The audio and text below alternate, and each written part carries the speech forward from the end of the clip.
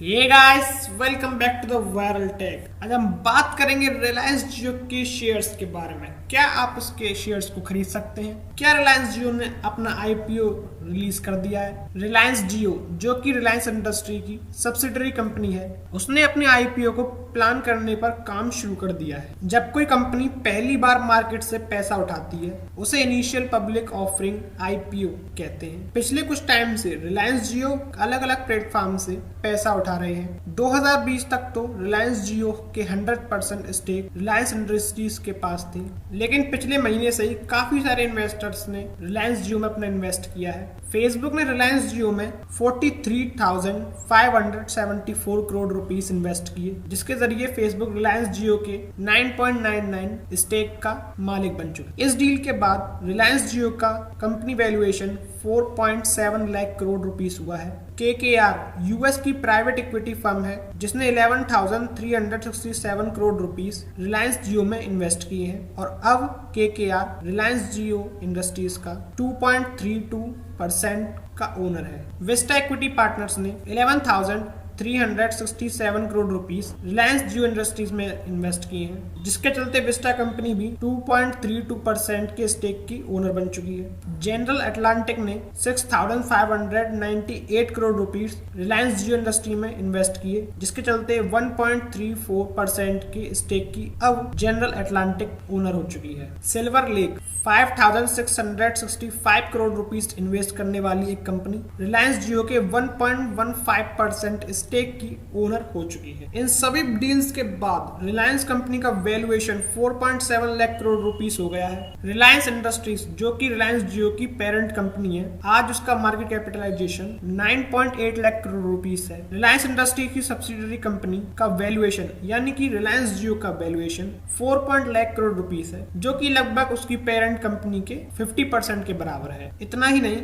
Abu Dhabi की मुबादला company भी जियो में इन्वेस्ट करने का प्लान कर रही है। अभी मार्च 2020 तक रिलायंस जियो का 100% स्टेक रिलायंस इंडस्ट्रीज के पास था, लेकिन रिसेंटली में हुए काफी सारे इन्वेस्टमेंट के बाद रिलायंस इंडस्ट्रीज के पास रिलायंस जियो का सिर्फ 82.88% स्टेक रह जाता है। बाकी का बचा हुआ सारा स्टेक रिसेंटली में जिन कंपनीज ने इन्वेस्ट किया है रिलायंस जियो में, वो सभी उनके पास चला गया है। मार्च 2020 तक रिलायंस जियो पर अभी 1.6 लाख करोड़ रुपीस का डेब्ट है, मतलब कि कर्जा है। कंपनी की प्लानिंग है कि 1 ईयर के अंदर ये सारा कर्ज चुका दिया जाए। जब कंपनी में जो भी इन्वेस्टमेंट आता है, उसके जरिए अपने डेब्ट पे करने की कोशिश करेगी। रिसेंटली में हुई डील्स में कंपनी ने 78,562 करोड़ रुपीस रेज किए हैं, जिससे कि कंपनी लगभग अपना 50% डेब्ट चुका सकती है। रिलायंस इंडस्ट्रीज का कोर बिजनेस पेट्रोलियम यानी कि ऑयल का है, लेकिन जैसा कि सभी जानते हैं, इन फ्यूचर ऑयल की डिमांड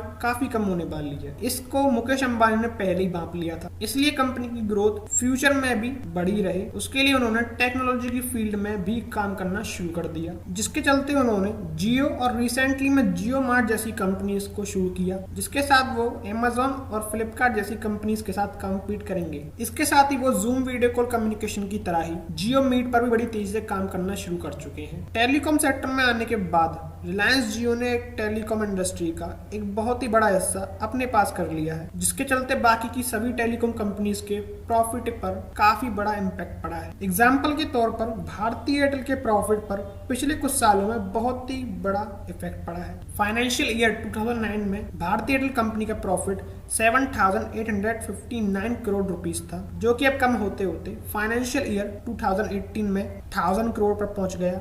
फिर और कम होते होते फाइनेंशियल ईयर 2019 में सिर्फ 410 करोड़ रुपीस पर आ गया। सिमिलरली अगर हम बात करें वोडाफोन और आइडिया की, तो कंपनी पिछले 3 सालों से लगातार लॉस में है। रिसेंटली कंपनी ने अपनी परफॉर्मेंस में काफी अच्छा सुधार किया है, लेकिन फिर भी कंपनी का स्ट्रगल जारी है। अगर हम बात करें टेलीकॉम सेक्टर में रिलायंस जियो की, तो रिलायंस जियो का टेलीकॉम सेक्टर के अंदर 26.4% का मार्केट शेयर है, और इतनी बड़ी टेलीकॉम इंडस्ट्री के 30.6 करोड़ यूजर्स सिर्फ और सिर्फ जियो के पास है। इतना ही नहीं, बल्कि जियो कंपनी की प्रॉफिटेबिलिटी साल दर साल काफी तेजी से बढ़ रही है। फाइनेंशियल ईयर 2019 में रिलायंस जियो को 2096 करोड़ रुपीस का प्रॉफिट हुआ था। हाल ही में कंपनी को मार्च 2020 में 5562 करोड़ रुपीस का प्रॉफिट हुआ था, यानी कि कंपनी का प्रॉफिट लगभग 80% से बढ़ा है। जो कोर बिजनेस है यानी कि ऑयल का, उससे कंपनी को फाइनेंशियल ईयर 2019 में 35,000 करोड़ रुपीस का प्रॉफिट हुआ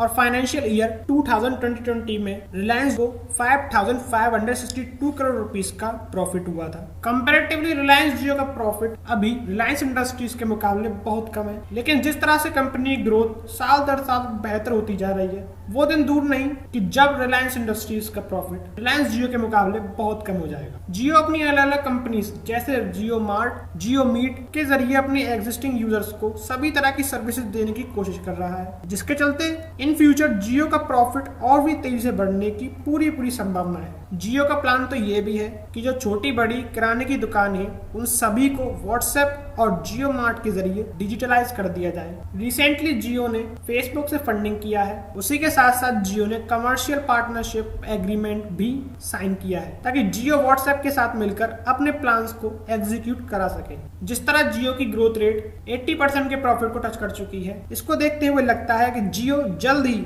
यूएस और चाइना की कंपनीज को टफ फाइट देगा। जिस तरह रिलायंस जियो की शुरुआत में मार्केटिंग स्ट्रेटेजी रही कि 1 साल तक जियो डेटा फ्री देगा और काफी सारे अट्रैक्टिव प्लान्स भी लॉन्च किए गए, इन सबको देखकर लगता है कि जियो इन फ्यूचर अच्छी ग्रोथ करने में कामयाब होगा। तो जैसा कि रिलायंस जियो सेपरेटली लिस्टेड कंपनी नहीं है, बल्कि रिलायंस इंडस्ट्रीज की एक सब्सिडरी कंपनी है, इसी के चलते कोई भी डायरेक्टली जियो के शेयर परचेज नहीं कर सकता, इसलिए सभी ने रिलायंस इंडस्ट्रीज के शेयर परचेज करने शुरू कर दिए। लेकिन आने वाले टाइम में जैसे ही रिलायंस जियो का आईपीओ आएगा, तब सभी कंपनीज और पब्लिक ये शेयर्स खरीद पाएंगी। रेगुलेटरी गाइडलाइंस के अकॉर्डिंग कोई भी telecom company 3 year financial reporting submit करने के बाद ही स्टॉक एक्सचेंज पर लिस्टेड हो सकती है। जहां तक जियो की बात है, जियो ने अपने सारे ऑपरेशंस 2016 में शुरू किए थे, लेकिन अपनी फाइनेंशियल रिपोर्टिंग जियो ने 2017 में शुरू की, जिसके चलते मार्च 2020 में फाइनेंशियल रिपोर्टिंग के 3 साल पूरे हुए। अब मार्च के बाद रिलायंस जियो के आईपीओ लाने के रास्ते खुल चुके हैं।